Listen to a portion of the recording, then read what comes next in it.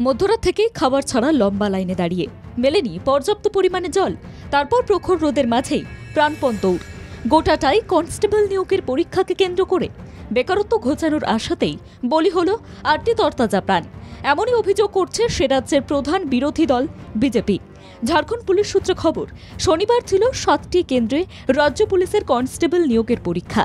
দুর্ভাগ্যজনকভাবেই বেশ কয়েকজন চাকরি প্রার্থীর মৃত্যু হয়েছে বেশ কয়েকটি কেন্দ্রে।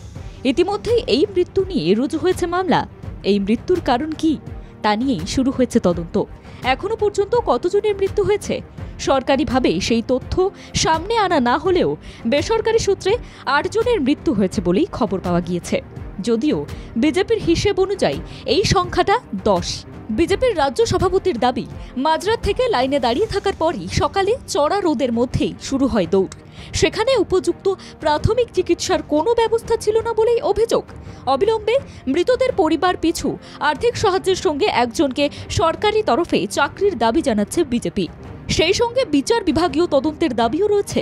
প্রসঙ্গত, ঝাড়খণ্ড নির্বাচনের আগে সরকারি চাকরির পরীক্ষা দিতে গিয়ে ৭ জন চাকরি প্রার্থীর মৃত্যুতে কাঠগড়ায় হেমন্ত সোরেন সরকার। ব্যুরো রিপোর্ট, বাংলা জাগো।